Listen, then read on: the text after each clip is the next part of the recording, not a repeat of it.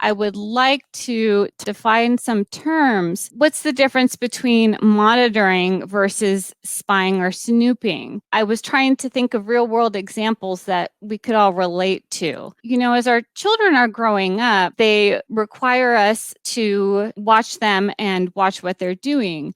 For example, if a child is learning how to swim, you're not going to just let them go into that swimming pool without being there, being present. And as they gain those skills, of course, instead of being in the pool with them, you might be on the side of the pool making sure they're safe.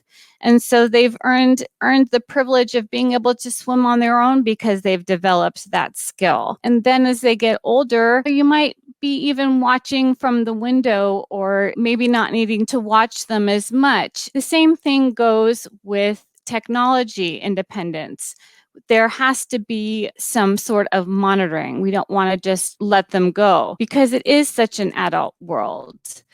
Another thought is, with our teenagers, we don't let our kids just run off to a party without knowing the details. For my own kids, I always drove them there. I met the parents, found out what was going on at the party, what the kids were doing, made sure it was a safe home. So that to me is monitoring. But if you're a parent and while you do those things, you're looking through the window to make sure your child is behaving appropriately, that would really be more of spying or snooping. We don't want to be that helicopter parent that needs to make sure all the time, irregardless of whether or not our child has developed positive pro-social mature behaviors, that we're just spying and snooping on them. When it comes to cyber safety, because it can be such an unsafe place and there is a risk of mental manipulation, emotional damage, luring children to unsafe places, it's something that we need to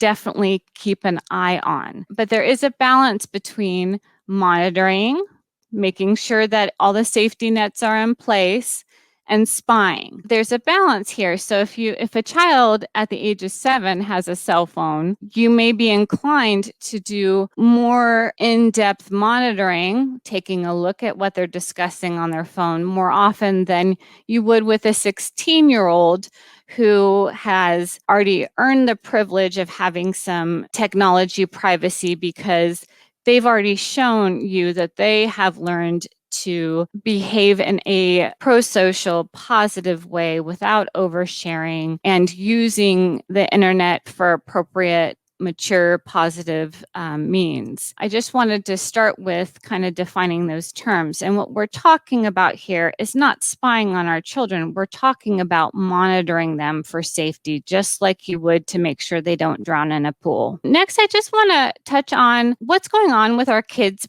brains during this time, because they're experiencing mentally something completely different than adults do, given that we have fully formed brains and what we call abstract or hypothetical thinking. So I want to touch on what's going on at these particular ages. And the theorist that I really like is Piaget, and he has a theory of cognitive development that really hones in on what mental skills a child has at particular ages. Between the ages of 7 to 11 years, a child develops what's called concrete operational thoughts. This is where a child learns to think very logically and problem solve. These are those formative years where they feel they are working towards school success and they're working on very logical problem solving. So they're not able to think as abstractly and hypothetically, and so things at this age are pretty much at face value. If a child has a phone at this age and they're conversing with a peer and that peer tells them that they are stupid, they are not able to reason out, well, that child that called me stupid may have issues of their own, might be just having a bad day, might not have developed appropriate social skills. Maybe they're jealous. So to a child who's in this concrete operational stage, to them they think, "Oh, well, this kid's saying I'm stupid and I'm not very good at math, so it must be true." They have much more difficulty being able to understand that there's a lot of other influences that come into play when people tell them things. And this is the age where, we do really need to pay attention more. More monitoring is needed at this age level if a child has a cell phone, because of the fact that a child may interpret something at face value.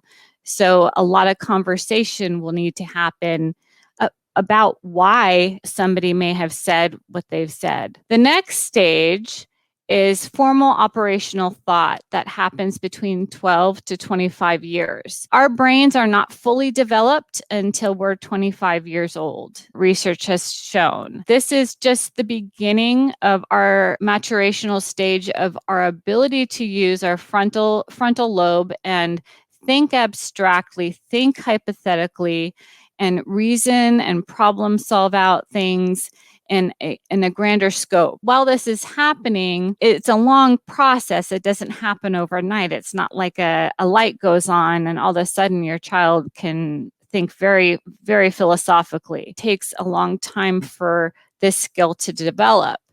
And what happens at this age is, as they're developing these skills, a young adult is developing and figuring out who they are, what their opinions are, what they want to do in life, who they want to be in the world. Because this is such a new thing that they're embracing, it also makes them feel very insecure. And it's almost like what I would call a cognitive distortion, or their perception is off.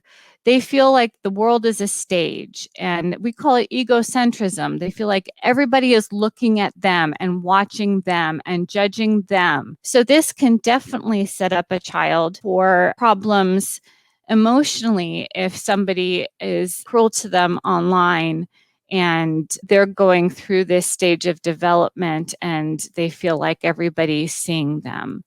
So it definitely opens up the possibility of them enduring some anxiety or depression over time if somebody is bullying them and things like that. Kids at this age are definitely seeking acceptance, and they can develop maladaptive ways to try to get that acceptance.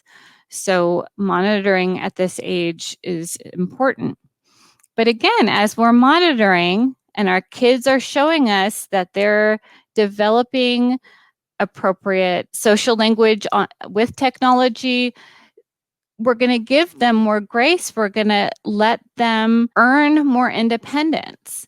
And that brings me to my next thought, which is privacy is a privilege. This is something that I've always believed as a parent, that kids have to earn their privacy through showing mature, pro-social, responsible behavior.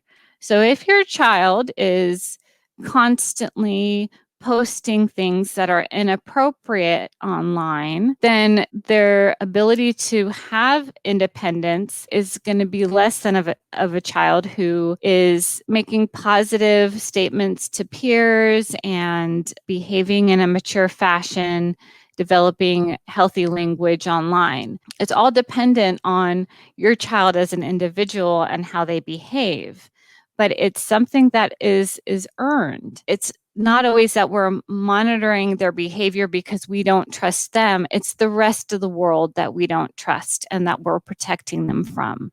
So I always reminded my children that that's why we were doing the phone checks. Unfortunately, because I didn't have something like Guardian to send me a little message, this might be a concern, might be something you want to discuss with your child, and then have the discretion, have the ability to decide, well, it's something I need to bring up with my child or not. Their privacy was much more infringed upon during that time.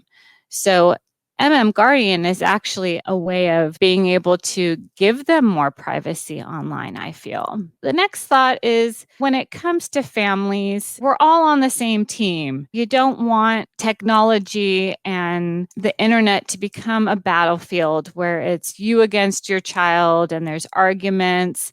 It should be something that can be enjoyed together. Being able to ask them, so what's your favorite app? Can you show it to me? How does it work? What are some funny posts that you see? And that has been my way. It's made me feel more comfortable about what they're doing actively in cyberspace versus just not knowing. It gave me a way of knowing and giving me peace of mind that they're using those apps and they're seeing positive, appropriate messages. And it also gave us an opportunity that if there were some inappropriate messages that were noticed while we were talking about what they were seeing online, it was a time for a peaceful discussion of maybe that person shouldn't have said that. Maybe they were oversharing, or maybe that was too negative a thought, or maybe that was mean to somebody else. It opens up a huge positive dialogue of what is appropriate behavior online and what's inappropriate behavior. A big question is, when is intervention necessary? This is a tricky one because this is when a child can feel like their privacy is being violated. Guardian is such a wonderful monitoring app, and it flags a lot of things. It's at your discretion as a parent to look at that flag and say, okay, is this just my kid being a kid?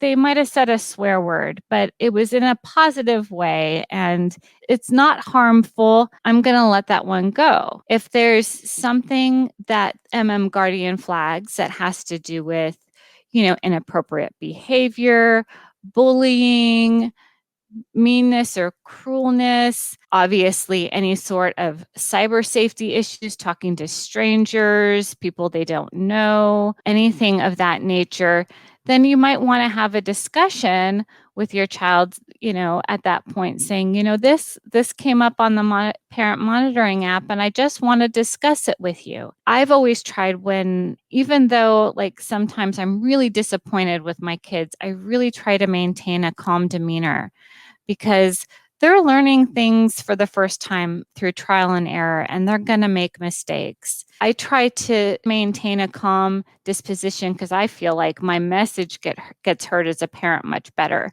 And I will tell them, okay, well, this is what happened. Maybe how do you feel? Do you feel like that you should have said this, or do you feel like you should have been communicating with this person? I try to have them problem solve why it wouldn't be safe. And I always remind them every time that the reason why I have a monitoring device on their phone is not because I don't trust them, it's because I don't trust the rest of the world. And I want to be there to help them while they develop the skills to maneuver and communicate and utilize the internet. A lot of times I found myself realizing that my child just didn't understand what they were saying or didn't understand exactly the consequences of what they were saying. And I'll talk to them about it and not give any consequences or discipline for that. I'll say, we learned from it this time. Let's not do it again and leave it at that. Now, if it happened again, then there may be some consequences or discipline needed. A lot of times, consequences might have included grounding. There were only a couple times I actually took the phone away from my child and said, you need a break from this. Make sure that the consequences are in line with the action, in the sense that if it's not something hugely detrimental, but they need to learn a lesson from, make sure that the consequences aren't too heavy. And it's always good to front load our children with the idea that, these are the expectations. And if the expectations aren't met, this is what's going to happen, so that they kind of know what's coming, and it's easier to prepare them for those situations. My last thought is, as they grow, less monitoring is necessary. I'm going to leave you with that last thought. Yeah, thanks, Robyn. That was so good. Very, very informative. As she was saying, Guardian is fantastic for keeping your child safe. When they get a phone, you can monitor all of their messages if you want to. You make sure that they are not talking to people they shouldn't be. Make sure they're not talking about inappropriate things. But Guardian will also send you AI-powered priority alerts about concerning topics that are detected in messages. So if they're being contacted by online predators or being cyberbullied, talking about drugs, and tons of other subjects, you will be alerted. So you can see how as your child gets older and earns more trust, by using Guardian, it allows you to be as hands-on or off as necessary, like as your child has earned that privacy.